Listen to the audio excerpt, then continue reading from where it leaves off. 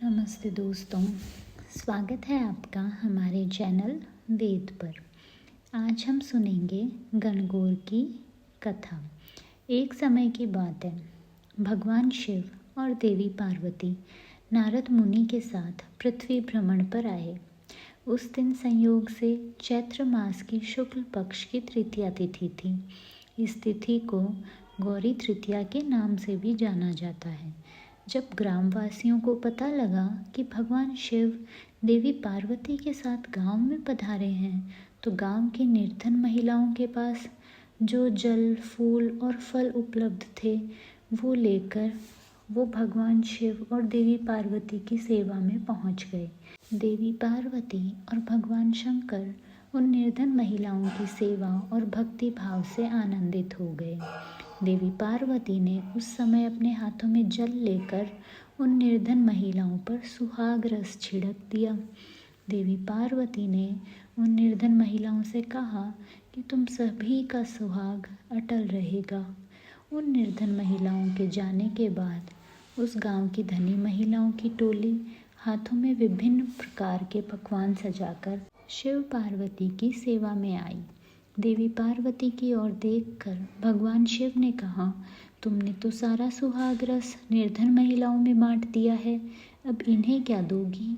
तो देवी पार्वती ने तब भगवान शंकर की ओर देखकर कहा कि उन निर्धन महिलाओं को मैंने ऊपरी सुहाग रस दिया है, इन धनी महिलाओं को मैं अपने समान सौभाग्य का आशीर्वाद दूंगी।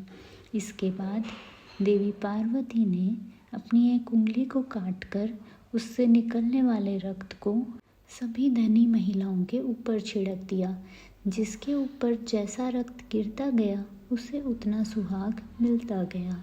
इस तरह देवी पार्वती ने चैत्र शुक्ल तृतीया तिथि को निर्धन और धनी महिलाओं दोनों को सुहाग बांटा था।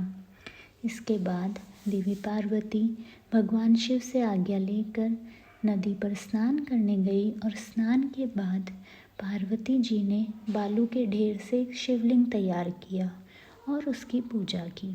पूजा के बाद देवी पार्वती ने शिवलिंग की प्रदक्षिणा की।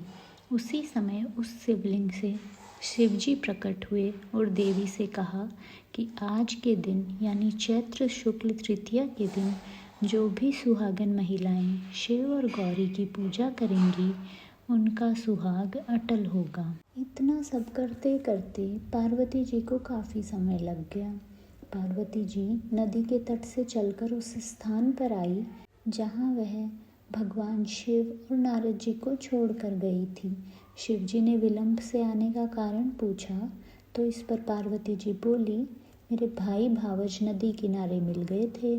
उन्होंने मुझसे दूध भात खाने को और थोड़ा ठहरने को आग्रह किया, इस कारण आने में देर हो गई। ऐसा जानकर अंतर्यामी भगवान शंकर भी दूध भात खाने के लालच में नदी तट की ओर चल दिए। पार्वती जी ने मौन भाव से भगवान शिव जी का ही ध्यान करके प्रार्थना की कि भगवान आप मेरी लाज रख लेना। प्रार्थना करती हुई पार्वती जी उनके पीछे पीछे चलने लगी। उन्हें दूर नदी तट पर माया का महल दिखाई दिया। वहाँ महल के अंदर शिव जी के साले और सहलज ने शिव पार्वती का स्वागत किया। वे 2 दिन वहाँ रहे। तीसरे दिन पार्वती जी ने शिव जी से चलने के लिए कहा, तो भगवान शिव जी चलने को तैयार ना हुए। तब पार्वती जी रूठकर अकेले चल दी। ऐसी परिस्थिति में भगवान शिव को भी पार्वती के साथ चलना पड़ा। नारद जी भी साथ चल दिए। चलते चलते भगवान शंकर बोले, मैं तुम्हारे मायके में अपनी माला भूल आया। माला लाने के लिए पार्वती जी तैयार हुई तो भगवान ने पार्वती जी को न भेजकर नारद जी को भेज दिया।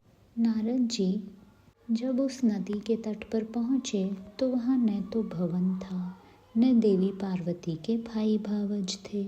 उन्हें बस एक पेड़ पर भगवान शिव का माला लटका मिला।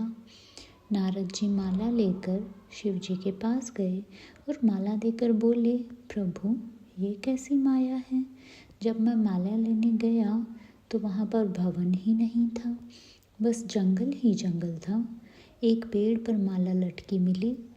इस पर शिव पार्वती मुस्कुराए और बोले कि यह सब तो देवी पार्वती की माया थी। इस पर देवी पार्वती ने कहा, नहीं, ये तो मेरे भोलेनाथ की माया थी। नारद जी ने कहा कि आप दोनों की माया आप दोनों ही जाने। आप दोनों की जो भक्ति भाव से पूजा करेगा उनका प्रेम भी आप दोनों जैसा बना रहेगा। तो ये थी गणगौर की कथा। अगर आपको ये कहानी अच्छी लगी हो तो वीडियो को लाइक करें, शेयर करें और चैनल को सब्सक्राइब करें।